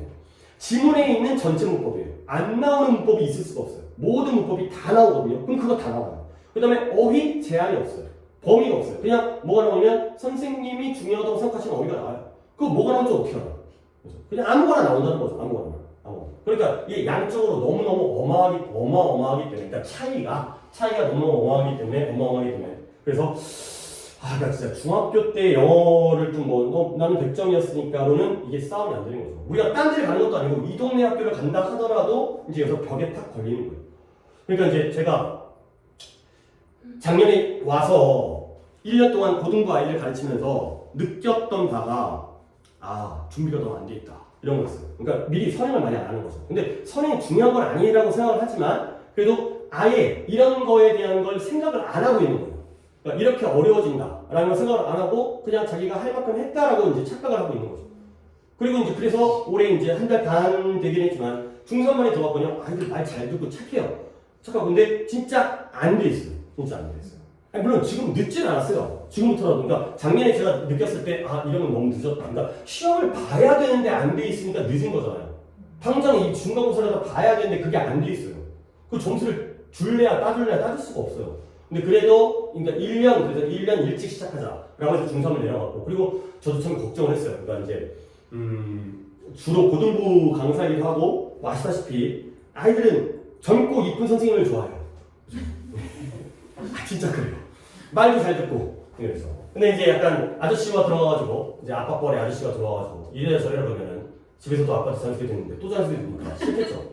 그래서 걱정을 했어요. 중3 아이들한테 먹힐까? 제가 먹힐까? 근데 다행히 뭐 아이들의 속내는 모르겠지만 저한테 보여주는 모습은 나쁘진 않아요. 아직까지. 자, 그래서 그러면 아예 조금 더 내려가는 게 어떨까라고 생각을 해서 이제 예비 중1반도 제가 지금 담당을 하는 쪽으로 그렇게 지금 물론 지금 담당하셨던 분이 잘 담당하고 계시긴 한데 선생님께서 근데 주로 이제 초등 위주로 하시기 때문에 그 선생님이니까 중3도 그렇고 중1도 그렇고 제가 문법, 독해, 어휘 쪽을 담당을 하고요. 그 다음에 이제 기존 선생님이 이제 리스닝 부분을 담당하세요. 그러니까 리스닝은 어차피 해야 되는 부분이고 중학교 때 좀 완성을 해줘야 되는 부분이고 근데 제가 리스닝을 못하거든요. 제가 리스닝 틀어주고 그 시간이 너무 이제 아까워가지고 저는 이제 그래서 그 선생님께서 계속 리스닝 해주시고 제가 이제 문법 독해 어휘 쪽으로 이제 진행을 할 거거든요. 그러니까 이제 조금이라도 먼저 시작하는 게 맞고요. 그리고 먼저 시작한다고 해서 제가 애들한테 막 어려운 거 가르치는 거 아니에요. 그냥 방향성만 보여주는 거죠. 이게 다가 아니야. 그 다음이 있어. 그 다음이 있어. 이걸 좀 더 해야 돼. 라는 이제 방향성을 보여주는 게 이제 제 이제 이게 제 수업의 이제 방향이 되겠습니다. 그리고 이제 뭐 이거 솔직히 뭐 신호는 났는데 중학교 때 서술형이 없어요. 이게 2020년도 코로나 때부터 됐어요. 아이들 학습 부담을 줄여주기 위해서 다 객관식을 내는 거예요. 근데 지금 코로나 끝났는데 아직까지 여전히 그래요. 살판 났죠, 애들이. 객관식만 나오다 보니까. 객관식은 아무리 어렵게 내도 한계가 있어요. 근데 고등학교 딱 가는 순간 갑자기 8대2, 7대3의 서술형이 나오니까 그러니까 이게 이런 거예요. 이 고등학교 리신이 또 당장은 성원이 없어질 수 있겠지만 객관식 문제가 예를 들어서 그냥 평범한 학교를 갖다 예를 들었어요. 물론 우리 지역을 기준으로 합니다. 객관식 문제가 한 20개 정도의 문항이 나오고요. 객관식이요. 그 다음에 서술형이 한 6개 정도 문항이 나와요. 그리고 배점은 8대2 정도가 돼요. 그러니까 이제 얘 80점. 그러니까 이제 얘가 한 4점이 되는 거고요. 그 다음에 얘가 20점이니까 네문항 정도? 7대3로 갔어야 되나? 그러니까 이제 얘 경우는 한 5점 정도 되는 거죠. 이 정도 몇 점이죠. 그러면 이제 객관식이나 서술형이나 큰 점수 차이가 없는 것처럼 느껴져요. 객관식은 거의 다 맞아야 돼요. 객관식. 그리고 서술형에서 등급 싸움이 일어나요. 근데 이 서술형이 지금 조금만 설명드릴게요. 이제 서술형이 어떻게 나오는지 이걸 애들이 좀 약간 겁을 먹어야 이제 지금도 공부를 하는데 일단 가장 대표적인 이유는 관영고 1학년이기도 하고 단학교도 마찬가지입니다. 관영고만의 특징은 아니에요. 관영고는 특색은 없는 학교예요. 이제 그게 더 좋을 수도 있어요. 자기만의 어떤 특징 때문에 약간 특이하게 문제를 만들어내면 대비하기 쉽지 않은데 그냥 일반적이에요. 굉장히 일반적이에요. 그러니까 평범하고 일반적인 게 오히려 좋죠. 그렇죠. 대비하기 편하진 않습니다만. 그래서 일단 지문이 그냥 다 생략했습니다. 문제만. 어법상 틀린 부분 찾아서 고치는 거죠. 찾아서 고치고. 뭐 할만해요. 그 다음에 요약문 완성이 있어요. 서술형이 또 가장 대표적인 건데 위에 지문이 있고 그 글을 요약했을 때 이 빈칸 자리에 뭐가 들어갈지 본문에 나온 걸 변형해서 쓰는 거예요. 그러니까 변형해서 써야 되기 때문에 이 자리에 뭐가 들어갈지 내용적으로 알고 있어야지만 품사의 변화형, 파생형 이런 것들을 알고 있어요. 그 다음에 또 여기에 이제 순서 배열 영자 단어를 쫙 줘요. 그리고 이 중에서 알맞게 배열을 하는 거죠. 근데 필요시 어형을 변화할 거 이거죠. 그러니까 요거의 경우에는 뭐 이렇게 되고 저렇게 되고 하다 보면 될 수 있겠지만 단어를 다 또 변형 필요시 무조건 해야 돼요. 필요시 변형을 하는 그 변형 없는 문제가 나오잖아요. 무조건 변형을 해야 되죠. 그래서 그다음 그렇고요. 그 다음에 이제 뭐 2학년인데 똑같아요. 요약문 완성. 위에 있는 그래서 이 자리에 조금 더 길어지긴 했죠. 여기에다가 들어갈 단어 여기다 가 집어넣고요. 그 다음에 역시 단어별 영자 이 단어를 쭉 배열해가지고 영자를 하고요. 그 다음에 고3도 마찬가지예요. 이제 어법이 아니라 어휘 틀린 거 고치는 경우도 있고요. 또 단어별 영자 이런 거죠. 그러니까 어법이랑 어휘 틀린 거 고치기 그 다음에 요약문 완성 단어별 영자. 근데 이 서술형이 뭐냐면 제가 가르치고 저도 시험 대비를 하지만 요약문 완성할 때 여기에 들어갈 단어를 찾는 게 쉽지가 않아요. 그러니까 이 요약문의 내용을 갖다가 파악을 한 다음에 어디가 있었을까요? 파악을 한 다음에 거기에 해당되는 어휘를 다 찾아야 되는데 또 시험이 때려면 마음이 조급하기 때문에 보이던 것도 안 보여요. 막 마음이 콩닥콩닥 하는 거 읽다 보면은 아니 빨리 읽은 다음에 찾으려고 하는데 안 보여. 다시 올라가요. 또 읽는데 안 보여. 이제 메탈 나가죠. 그럼 결국 시간 싸움이에요. 시간 싸움. 여유 있게 서술형을 풀면은 그래도 끄적끄적거려가지고 순서 배열 영작 같은 경우에는 아니 이거 경우의 수로 따지면 한 몇백 번 해보면 나오잖아요. 이것도 해보고 저것도 해보고. 그러다 보면은 최소 부분 점수를 맞아요. 그러니까 객관식이 쉬워 보여도 이걸 빠르고 정확하게 딱 보고 주제 문제는 내가 아는 중이니까 보기에 있는 것들 빨리 보고 순서 문제 바로 풀어야 돼요. 빈칸 문제도 변형되어 있지 않다면 거의 10초 컷으로 끊어야 돼요. 그래갖고 아무 이제 시험 시간이 50분인데 예를 들다가 25분에서 30분 내에 끊어야 돼요. 그리고 여기에다가 20분을 갖다 투자를 하는 거죠. 이렇게 해야지 등급이 나오는 거죠. 그러니까 이제 결국 양도 많고 난이도 어려운데 이렇게까지 완성을 시키기가 쉽지 않아요. 이제 쉽지 않죠. 그러니까 준비가 돼 있어야지 이제 아이들이 준비가 돼 있어야지 이제 해볼 수가 있다는 거죠. 뭐 약간 고등학교 내신 경향이나 중학교 내신 경향은 저 보여드리지도 않아요. 이게 의미가 없어요. 그냥 나와요. 그냥 나오는 거 그냥 나와요. 너무 그냥 그 기출 문제 같은 거 있잖아요. 이제 뭐 이제 학교 뭐 시중에 있는 교재 같은 것들 그것도 그냥 똑같이 나와요. 그거 잘 풀면 이것도 잘 풀어요. 저 당연히 이제 그럴 수밖에 없는 유형들밖에 없기 때문에. 그래서 뭐 이것도 크게 중요한 건 아닌데요. 뭐 이제 중학교 내신은 반복을 통해서 고득점을 가능하다. 노력을 하면 시험 기간 동안 잘 따라와서 열심히 하게 되면 물론 2학년보다는 성능이 조금 더 어려울 수 있겠지만 근데 고등학교의 경우에는 진짜 그냥 뭐 이렇게 좀 그래도 PPT라고 이렇게 만들어놨는데 솔직히 여기서 막혀요. 지문 강도에서 실력이 없으면 글을 못 이해해요. 그러니까 이게 뭔 말인지 모르면 이게 이제 언어가 아니라 외계어가 되거든요. 그러니까 그리스 고대, 뭐 예전 고대 문자를 갖다가 암기하는 것과 마찬가지예요. 이해를 못하기 때문에. 그러니까 여기서 너무 막혀요. 그 다음에 이제 문법 구문해야 되는데 문법이 전체 문법이 다 나오는데 그걸 6주를 갖다가 잡는다 하더라도 그 설명하다 보면은 또 진도를 못 나가요. 어휘가 거기에 나와 있는 어휘만 나오면 좋겠는데 그거 말고 변형 어휘가 나오고 다른 것들 솔직히 어휘는 4시간 동안 못 건드려요. 그 지문에 있는 어휘만 가르치는데도 끝나요. 근데 그 외에 변형되어 있는 외부 어휘의 경우는 얘가 실력이 있지 않으면 가르치는 수가 없어요.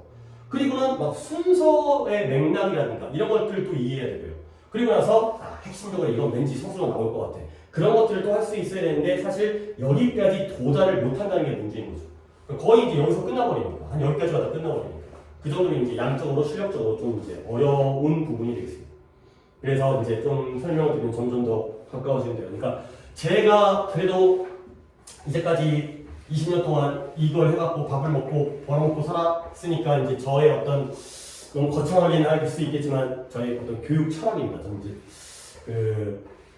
솔직히 영어를 가르치는 거 그렇게 어려운 거 아닌 것 같아요. 수학, 국어는 진짜 어려운 것 같은데 영어 같은 경우에는 아무래도 이제 절대평가, 그다음에 90점만 맞으면 되고 난이도도 그렇게까지 막 조금 더 쉬워지고 있고 심오한 질문 나오면 그냥 건너뛰면 되고 약간 이런 부분이 있기 때문에 근데 그러다 보니까 영어가 약간 선택 과목은 아니죠. 영어가 필수 과목이긴 한데 중요 과목이 아니라 전략 과목 그리고 보조 과목이 있어요. 보조 과목. 그러니까 이제 수학 시간에는 수학만 해야 돼요. 국어 시간은 국어만 해야 돼요. 영어 시간에는 잔소리를 할 수 있어요. 애들한테 이제 애들 정신교육을 시키는 거죠. 왜 이렇게 공부를 해야 되는지. 그리고 물론 잔소리를 하다가 결론적으로는 이제 독해 지문과 연계를 시켜가지고 아이들한테 좀 녹여놓거든요. 이제 다른 사례를 얘기해주고 어떤 이제 책 얘기도 해주고 이렇게 얘기를 하는데, 그러니까 좀 그런 게 가능한 과목이 됐어요. 영어도 이제 상대평가할 때는 진짜 이 지문 분석하느라 많은 시간을 썼는데 약간의 좀 여유가 생겼기 때문에 그래서 뭐 영역입니다. 그러니까 뭐 여기에 뭐 듣기도 있고 말하기도 있고 쓰기도 있겠지만 일단 입시는 이거예요. 입시는 이거. 그러니까 간단하게 얘기해서 수능은 독해고요. 내신은 문법이에요. 그리고 어휘는 둘 다가 되는 거죠. 그러니까 이 세 가지를 잘 잡아야 되는 거죠. 그래서 독해 같은 경우에는 뭐 제가 이렇게 수업을 합니다. 뭐 이런 거예요. 뭐 이제 다 좋은 얘기가 있겠죠. 그리고 그걸 내신으로 평가를 한 거죠. 얘가 올바른 방향으로. 그러니까 중학교에서 100점 받았다고 좋아할 건 아니지만 중학교에서 70점 나오고 80점 나올 수 있죠. 그렇죠? 그러면 뭔가 문제점이 있다는 거죠. 거기서 이제 문제점을 갖다가 아이의 문제점이든 학원의 문제점이든 아니면 뭐 이제 아이와 학원의 선생님과의 어떤 케미의 잘못됨이라든가 이런 것들을 좀 파악하는 쪽으로. 그리고 사실 뭐 이 내신을 따로 뽑은 건 좀 중학교에서 문제인 거고 고등학교 가면 이제 본 게임이 열리기 때문에 이게 안 돼버리면 이제 그런 중간 점검이 아니라 그냥 이게 결과죠. 이게 결과. 고등학교에서는요. 그래서 이제 이런 식으로 좀 장기적인 안목으로 공부를 해야 되고요. 뭐 이것도 그러니까 그 중등 선생님들이 중학교 문법을 가르칠 때는 시제 파트를 가르치지도 않아요. 그러니까 이번 시험 범위가 현재 진행형이면 그것만 가르쳐요. 이번 시험 범위가 완료 시제는 그것만 가르쳐요. 근데 그러면 중학교 점수는 따요. 점수 맞을 수 있어요. 딱 그거밖에 안 나오니까. 근데 고등학교 가면 그렇게 안 나와요. 한 문제 안에 다 나와요. 그렇기 때문에 시제를 배우더라도 동사와 준동사, 그 다음에 이런 개념들까지를 같이 통합했어요. 그러니까 근데 중1애한테 이거 가르치면서 이거까지 가르치면 안 가르쳐요. 그렇게 안 가르쳐요. 하지만 항상 열어놓는 거죠. 열어놓는 거죠. 여기가 끝이 아니다. 뭔가 더 있고 이렇게까지 해야 된다. 그다음에 뭐 관계서도 마찬가지예요. 중학교 때 관계서는 뭐 축적 관계대명사 하면 그것만 가르쳐요. 근데 그 안에는 일단 품사론과 접속사의 개념을 이해해야 돼요. 이런 품사론과 문장 구조에 대한 파악 이런 것들이 그러니까 어디가 끝인지를 안다라는 게 이제 그러니까 이거 있잖아요. 우리가 이제 길을 갈 때 목적지가 어딘지 모르면 굉장히 힘들잖아요. 언제 끝나는지. 근데 아이들에게 여기까지가 끝이라는 걸 좀 보여주면 아 얼마 남았구나. 멀긴 멀지만 아 이제 반 왔구나. 조금만 더 가면 되는구나. 이런 것들이 굉장히 어떤 길을 갈 때 이제 깜깜한 그런 거잖아요. 앞이 막 깜깜하고 이거보다는 뭔가 끝을 좀 보여주는 그런 식의 수업을 저는 좀 이제 지향하고 있고요. 아 그다음에 이거는 이거 옛날에 써먹었던 건데 이게 애들 머리예요. 애들 머리. 이게 아이들이 좀 이제 뭐 당연한 거긴 하지만 좀 착각하는 게 수업 시간에 듣고 알아먹으면 자기가 잘한 줄 알아요. 아 맞아 이해가 됐어. 근데 그거는 선생님이 잘하는 거죠. 이해를 시켰으니까 네 머리에 집어 넣어줬으니까.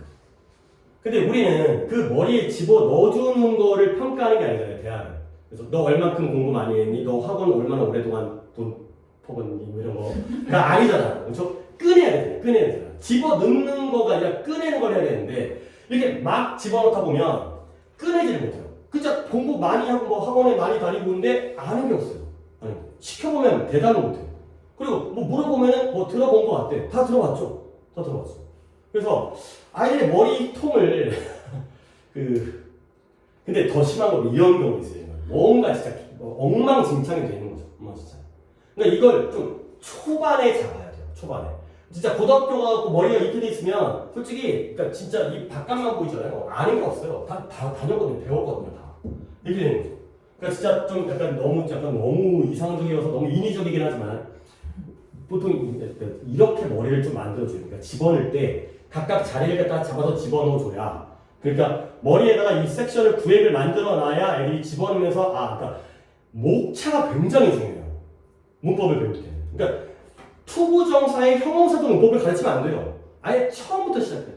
처음부터. 항상 이걸 할 때는 여기부터 해갖고 지금 우리가 뭘 하고 있는지를 알아야 돼요. 그리고 어디까지 가야 되는지. 그래서 저는 이제 노트를 주거든요. 노트에다가 문법만 필기를 하도록 시켜요. 다른 거 절대 필기하면 안 돼요. 다른 거 뭐 숙제도 적으면 안 되고 수학 문제 풀어도 안 되고 뭐 다른 거를 풀면 안 되고 그냥 제가 준 노트니까 이건 이 용도만 써. 그래서 노트를 필기를 하면서 정리를 하다 보면 이게 이제 이 필기가 자기 머릿속에 들어가는 거죠. 책을 가지고 복습할 수는 없고요. 요약되어 있는 노트. 그러니까 이 목차라는 게 아시다시피 뭐 없어지긴 했지만 자소서도 목차만 보잖아요. 자기서 입사할 때도 목차만 보고 대학에서 리포트도 목차만 보고 회사에서 뭐 PPT를 할 때도 목차만 보잖아요. 그러니까 목차를 잡는 게 아이들에게 굉장히 중요해요. 그 논리성을 안다는. 그러니까 여기만 하는 게 아니라 얘가 어디에서 어디에 있는지를 아는 게 당연히 문법 문제의 복합적 사고를 요구하는 문법 문제도 도움이 되겠지만 나아가서 아니 공부가 전부가 아니잖아요.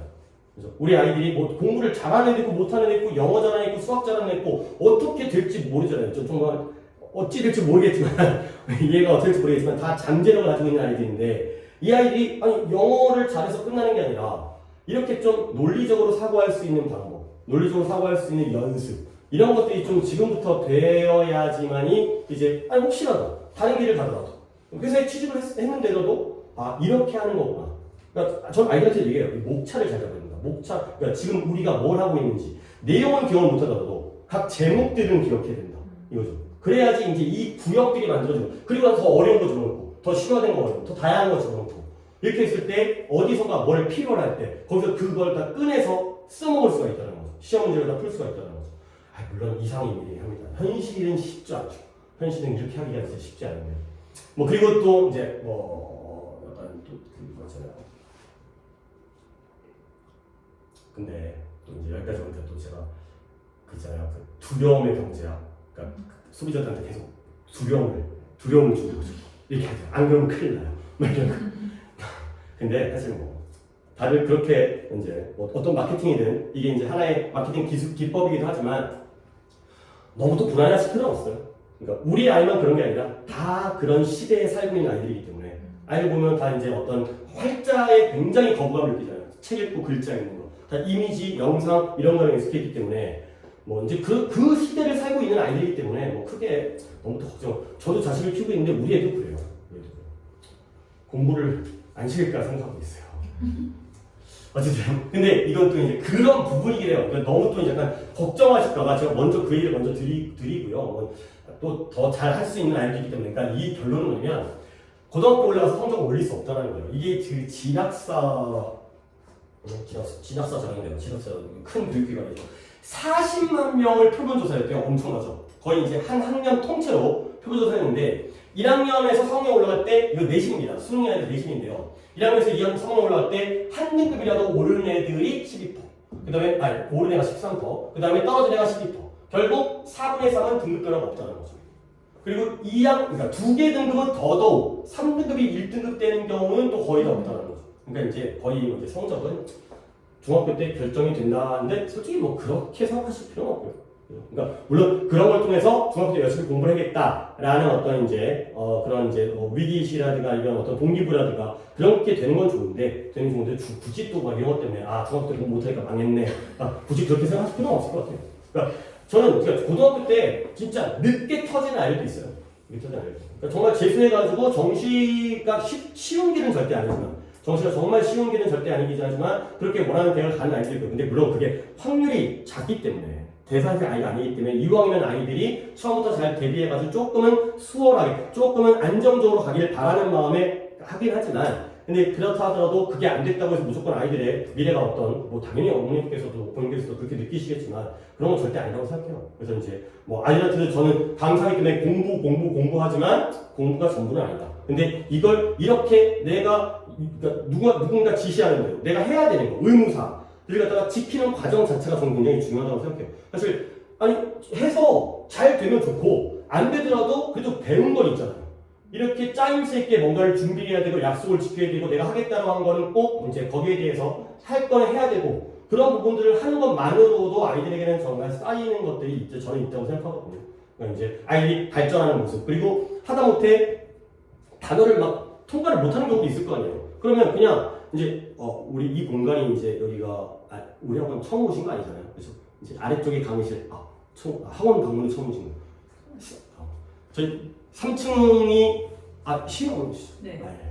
시우 오다가다 몇 번 봤는데 아이분 굉장히 듬직하고 이해바로 저기 아직 수업은 시작 안 했지만 그래서 3층이 강의실 공간이고요. 여기가 이제 아이들 그러니까 스터디 카페 공간이고요. 되게 잘 돼 있어요. 그래서 여기 이제 뭐 혹시 원하신다면 오늘 주말이고 저녁 시간이어가지고 애들 별로 없을 거예요. 혹시 안에도 제가 보여드릴 수 있으니까 안에서 이제 아이들 공부하는 그 좌석들 이런 것도 보실 수 있고요. 그래서 그러니까 이제 제가 말씀드리는 것 중에 단어를 굉장히 지금 고등학교 학생인데 단어를 굉장히 못 외운 학생이 있어요.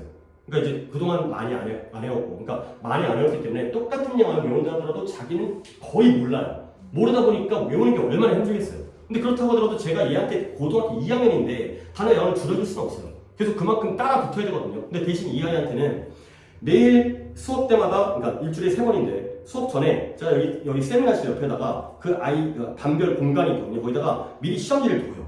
시험지를 두고 나서 얘가 미리 프리테스트로 보고 수업 시간에 들어오는 거예요. 근데 저는 아무 말도 안 하고 그걸 봤으면 되는 거예요. 그걸 자기가 미리 공부해서 시험을 한번 보고 그 다음에 제 수업에 와서 통과를 못해도 괜찮아요. 그러니까 그걸 지켰다는 거죠. 그러면 언젠가 얘는 뭐라도 되지 않을까요?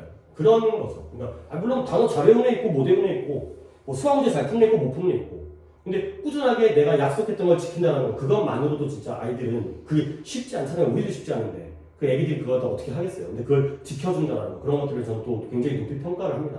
그러면 되기도 하더라고요. 실제로.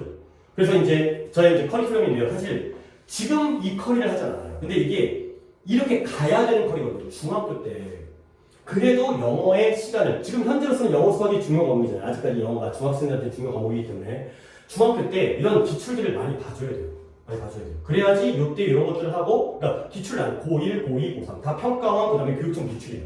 말씀드렸던 대로 이 기출들을 많이 보면 진짜 배경 지식만으로도 문제를 풀 수 있는 문제가 있기 때문에 제 교재 라인업인데 이 기출 문제가 한 2,700문제 돼요.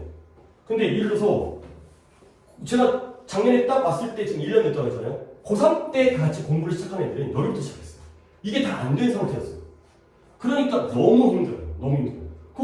이때 들어왔는데 여기부터 시작해야 돼요. 그럼 이거 안 돼 있어요. 이거 안 돼 있어요. 그러니까 조금이라도 더 먼저 기출을 갖다가 시작해 볼 수 있다는 게 아이들에게는 굉장히 유리해요. 이 수많은 문제들인데, 이 너무나 많은 문제인데 처음부터 풀 수가 없기 때문에 고3이 여기서 풀 수가 없어요. 근데 고1 주제가 쉬워요. 쉬운데 소재적으로는 굉장히 의미가 있다는 거죠. 그것들을 많이 어렸을 때부터 많이 보게 되는 거예요. 그리고 이제 문법 라인업이고 단어적인 거예요. 그 다음에 이제 듣기 같은 경우에는 당연히 중학교 때는 리스닝 수업도 있고 그렇게 하겠지만 보통은 다 이제 그게 끝난 상태에서는 모의고사로 이런 듣기 시험을 보게 되고요. 예. 이렇게. 그러니까 이제 아직 여기에 들어가지 못했지만 이제 이쪽으로 들어가게 되면은 이제 고1 기출부터 기출을 많이 보게 되는 쪽으로 저는 이제 수업을 진행하고요. 예, 그래서 뭐 이거는 이제 공통사항입니다. 중1, 중3의 공통사항인데 월, 수금 이렇게 수업이 진행이 되고요. 제가 이제 여기에는 주말에도 나오긴 하는데 중등부 같은 경우에는 수요일과 금요일이 제 수업이에요. 그래서 여기에서 문법과 그 다음에 어휘와 그 다음에 독해를 하게 되고요. 그 다음에 이제 여기에서 이제 뭐 구문이라든가 아니면 듣기라든가 아니면 또 이제 여기서 단어 테스트 보고요. 이제 이런 식으로 진행이 됩니다. 그래서 일단 3월 시간표의 경우에도 중등부 같은 경우는 앞쪽으로, 제가 고등부는 다 뒤쪽에 이제 수업이 있기 때문에 중등부는 이제 학교 끝나고 이제 앞쪽에 배치가 될 거고요. 그 다음에 방학 기간에는 중3은 지금 12시에 제가 수업하고 있거든요. 그래서 이제 월수금 12시에. 그래서 이제 중1회 같은 경우에는 지금 제가 이미 시간표가 있는 상태에서 다음 주부터 수업을 시작하기 때문에 수금에는 10시 수업으로 시간표가 좀 달라지게 돼요. 수금에는 10시부터 12시. 이렇게. 예, 오전 10시부터. 예.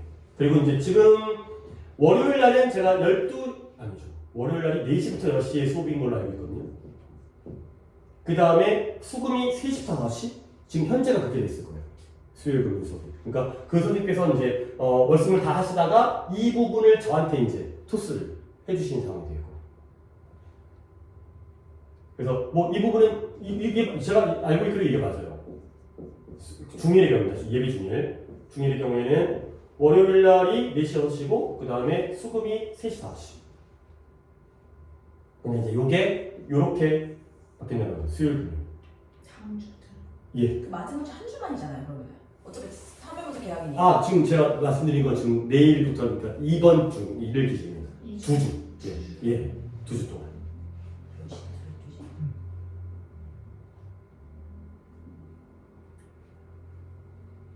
그리고 이제 물론 이따가 질문을 받을 기회는 또 드릴 테니까 혹시라도 이제 수업 일정이라든가 이런 부분들은 이제 언제든 질문해 주셔도 되고요. 제가 아이들한테 첫 수업할 때 항상 무조건 아이들한테 얘기하는 거예요. 하면 안 되는 일, 하면 안 되는 일. 근데 일단 물론 해도 되는 일이 더 많긴 하지만 시간, 교재, 단어, 과제, 결성. 빡세죠? 근데 순차적이에요. 해도 돼요. 요즘 애들이 우리 때와 달리 무단결석 없어요. 그래서 그 정도의 배포가 큰 애들은 없어요. 엄마 몰래 빠지거나 그런 애들은 없어요. 그러니까 결석을 했다는 건 이유가 있는 거죠. 부모님이 알고 계세요. 그러니까 아프거나 가족 일정이 있으면 빠질 수 있죠. 하지만 빠지면 그래도 손해니까 가급적. 과제, 숙제하다가 어려우면 못할 수 있어요. 막히면 못할 수 있어요. 물론 아예 성의를 없이 안 해오는 경우는 안 되겠지만. 근데 단어는 과제와 좀 달라요. 노력하면 그만큼 결과는 나와요. 제가 알 거 아니에요. 첫날부터 너는 그렇게 많이 틀려가 아니라 이 아이의 능력치에서 이 정도면 성의를 보인 것이다. 아닌 것이다. 근데 책을 안 가져오면 이건 안 돼요. 이건 안 돼요. 그러면 이게 저는 진짜 아이들한테 가르쳐 그리고 지갑. 제일 싫어요. 지갑은 안 돼요. 물론 사정이 있잖아요. 미리 연락을 해요. 뭐 병원 갔다. 어머니가 연락을 해요. 학원에 연락을 주시죠. 근데 연락이 안 오는 지갑은 그냥 지가 늦은 거예요. 지 혼자 늦은 거예요.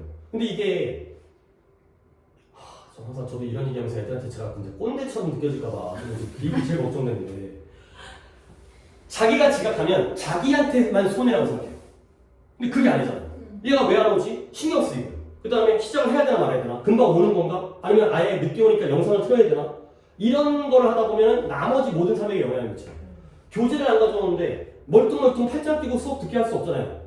제 고객인데 복사를 해줘야 돼요. 그럼 그 시간 동안 뺏겨요. 그러니까 이게 자신의 행동이 아예 안 오면 돼요. 아예 안 오면 피해가 없어요. 근데 이런 행동들이 남에게 영향을 미칠 수 있다는 거. 그런 것들 갖다가 아이들이 배워야 돼요. 근데 학교에서 그런 거 요즘 안 가르치잖아요. 근데 뭐 제가 뭐 또 저도 별것도 아닌데, 그러니까 너무 모르는 게 좀 안타까워서. 네가 네 공부 안 하는 건 상관없다. 하지만 남에게 부정적인 영향을 미쳐서는 된다. 그러니까 이걸 정말 아이들이 지켜주고 싶어요. 그래서 저도 이제 어떻게 보면 약간 저도 나이가 많이 들었다 보니까 정말 영어 단어 하나 이런 얘기하다 보면 진짜 뭐 독해 하나 찍어놓고 얘기하다가 이게 우리에게 무슨 의미가 있나 좀 그런 생각이 들게 돼요. 이 질문 하나 알고 수학 문제 하나 푸는 게 우리에게 무슨 의미가 있을까? 아이들이 이거부터가 더 중요하다고 저는 생각을 하고 그래서 물론 저도 굉장히 부족하고 근데 그게 아이들에게 보여지는 모습 있잖아요. 그러니까 이게 그거 있잖아요. 저도 와이프한테 드린 얘기인데 자식들은 부모의 앞모습을 보고 자라는 게 아니라 뒷모습을 보고 자란대요. 그러니까 이제 아무리 앞에서 이래라 저래라 해봤자 엄마 아빠가 하는 행동을 그대로 따라하잖아요. 그러니까 이제 저도 이제 어떻게 보면 하나의 지도이고 교육이다 보니까 제가 앞모습은 강의예요. 수업 내용, 질 이런 거죠. 근데 뒷모습은 저의 다른 행동 이런 거죠. 저 선생님은 저런 스타일이야. 그러니까 저 항상 수업 시간 전에 그러니까 물론 수업 시간 제가 뭐 학원에 지각을 하면 안 되죠. 그럼 잘려야죠. 근데 수업 시간 전에 항상 일어서서 아이들 기다려요. 수업 준비 다 세팅해놓고. 그러니까 늦게 오는 아이가 미안해하도 이게 늦게 오는 게 이상하다는 걸 느끼도록 일부러 그러는 거예요. 제가 원래 그런 스타일이어서 그런 게 아니라 아이들한테 그런 모습을 보여주고 싶어요. 그래야지 이제 그게 원칙적인 거고, 그게 정상적인 거구나. 그러니까 이제 그런 거죠. 이제 뭐 사람 그게 그래야지 물론 제가 뭐 그게 뭐 답답하고 불편하고 그럴 수 있더라도 이제 신뢰라는 게 굉장히 중요하잖아요. 아무리 강의 내용이 좋아도 저 사람이 싫어. 그러면 배우기 싫어요. 근데 뭐 막 선생님이 좋아요, 사랑해요는 아니더라도 저 선생님은 원칙을 지키는. 이렇게 했을 때는 이 정도의 혼내 그리고 차별하지 않고 그러니까 물론 아이들마다 다르게 대해줄 수 있더라 하더라도 어떤 원칙이라는 게 필요하다고 생각해요. 원칙이라는 게. 그러면 아이들이 뭐 영어가 절대 재미있을 수는 없거든요. 절대 물론 사람마다 다를 수 있겠지만 재미없는 걸 그래도 꿋꿋이 따라갈 수 있으려면 그런 좀 그러니까 아이들한테 이런 걸 요구하면서 저도 지켜야 되잖아요. 그러니까 제가 이런 걸 안 지키면 안 되기 때문에 그러니까 이런 것들을 저는 굉장히 좀 중요하다고 생각을 해요. 그래서 이제 아이들이 좀 그런 부분을 바꿔주기를 좀 이제 변화되어지기를 그러면 뭐 다시 한 번 말씀드리지만 저도 평소에는 이렇게 안 해요. 집에서는 막 널브러져 있고 와이프한테 맨날 욕먹고 막 이런 혼나고 욕먹고 그러는데 그래도 아이들한테는 좀 그런 모습으로만 보여주고 싶어서 예 그렇게 이런 부분들을 좀 강조하고 있습니다. 예 그래서 제가 설명드릴 내용은 예, 여기까지가 다 끝났습니다. 그래서 일단은 다시 한번 이 귀한 시간에 와주셔서 너무 감사드리고 그리고 이제 사실 저 같은 경우에는 이제 어쩔 수 없는 경우도 있긴 하지만 없는 문제이긴 하지만 안타깝게도 저는 그 결석을 하게 되면 보충을 못합니다. 보충을 못하는 게 제 시간이 수업이 다 짜여져 있어가지고 보충을 추가적으로 할 수 있는 시간이 없어요. 그래서 항상 다 영상으로 찍어가지고 아이들한테 제공을 하고요. 그러니까 이제 그런 부분은 좀 양해를 부탁드리고요. 뭐 하다못해 좀 시간이 있을 때는 따로 봐줄 수 있는 시간을 내면 좋긴 하겠지만 사실 중학교 1학년 아이들이 영상으로 수업을 소화한다는 게 쉽지는 않을 것 같아요.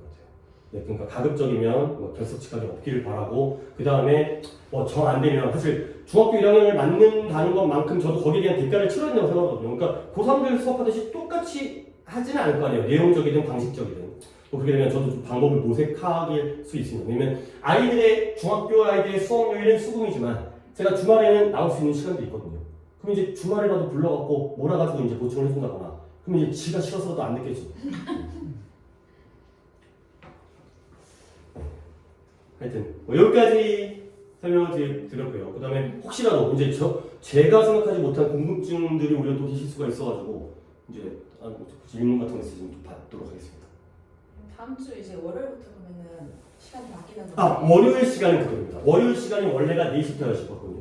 네, 근데 월요일부터 이제 17일부터 시간표가 바뀌는 예, 시간표가 바뀌는 건 그렇습니다. 월요일은 원래대로 4시부터 6시까지 예. 선생님이 해주시는 거고 그다음에 10시부터 수금은 수금, 10시부터 예. 12시 그리고 학기 중 이게 다음 주 2주에 예, 2주에 학기 중 시간표 혹시 나온 거예요? 학기 중에는 예상은 중1이잖아요. 네. 4시부터. 예. 4시부터 시작해요. 아 월수금 다요? 예. 아이들 월수금에는 4시까지 오더라고요, 중학교 아이들. 월수금이 6교시, 그 다음에 화목이 7교시. 예, 이렇게 되더라고요. 만약에 방과후 같은 게 하나 있어요. 요일이 어떻게 될지 몰라서 그렇게 되면은 그렇게 되면 지금 중3반과 중1반이 두 반이 저한테 중등부가 있거든요. 그 두 개 반을 갖다가 크로스 해갖고 할 수는 있어요. 근데 그것도 이제 그 중3 아이들과의 또 이제 소통이 좀 필요해요. 예. 그래서 지금 뭐 어떻게 대처할지는 지금 확답은 드릴 수 없어요. 일단 학기 중금 4시부터 6시까지로 예. 중일이 잡혀 있는 거죠. 예. 그리고 교재가 지금 예. 요일별로 달라요, 월수금. 예. 지금 제가 그걸 좀 조정을 하고 있어요. 아, 그래요? 예. 그래서 지금 마무리되는 교재가 있어가지고 그 다음부터 새롭게 시작하는 교재들은 좀 제 입맛에 맞는 교재들로 바꿀 거예요. 그래서 저는 일단 아이들이 이거잖아요, 이거. 매일 똑같은 교재를 가져와야 돼요. 그래야지 애들도 안 헷갈리잖아요. 근데 물론 여기에서의 차이는 있습니다. 그러니까 월요일 날의 교재, 그 다음에 수금의 교재. 이렇게는 나눌 수 있겠지만 일단 고정을 시킬 거예요. 고정. 그래서 지금 제가 진도 파악을 하고 있거든요. 그래가지고 제가 좀 초등부까지 해가지고 좀 관할을 지금 해가지고 시간표 짜고 그러고 있어가지고 저 초등부 수업을 들어갈 수 없지만 그래서 지금 현재 교재를 마무리시키면서 그 다음 교재들은 재교재 쪽으로. 일단 그러면 월요일부터는 기존에 있던 월수금 교재대로 아이들한테 챙겨서 내면 될까요? 예.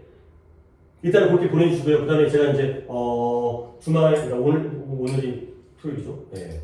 해서 이제 선생님께 이제 말씀을 드리면 이제 교재가 이제 정해질 거예요. 이제 어떤 교재하고 어떤 교재하고 이런 것들. 내년부터 중1이 시험이 있다고 저는 들었거든요. 올해부터요? 올해부터. 진짜요? 네, 저는 그렇게 들었는데. 자유학기제가 아니라 자유학년제가 아니라 자유학기제가 되면서 한 학기를 시험을 보냈네요. 맞아요. 예. 그래서 영어 같은 경우에는 그러면 학교가 교재가 다 정해졌잖아요. 영어과 그쵸. 같은 경우에. 그럼 그걸로 됐어요. 그걸로 가지고 내신을 준비해 주시면. 예, 내신 당연히 대비를 합니다. 그러니까 이게 내신이 중요해서 대비를 하는 게 아니라 아이들이 그래도 대비를 해줘야 점수가 나오기 때문에 그러니까 당연히 점수를 확보를 해줘야죠. 그렇죠. 제가 그걸 무시한다고 해서 야, 중학교 때 점수 안 맞아도 돼. 이건 아니고요. 맞고 그 다음에 다른 거 하는 거예요. 기본적으로 이거 무조건 해놓고 이게 안 되면 다음은 더더욱 안 되니까. 내신들이 1학년도 합니다. 쉽겠지만 합니다. 알겠습니다.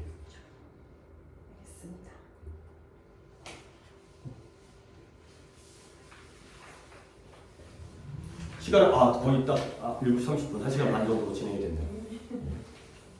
일단 단어 있잖아요. 단어 외우는 거나 그런 거를 집에서 잘 안 하는 근데 지금 권희 같은 경우에는 권희 말씀하시는 거죠? 아니요. 도인 아직 애기죠. 네. 지금 숙제를 안 하니까 남아서 선생님이 남아서 하라고 해도 안 하고 오는 것 같아요. 느낌이.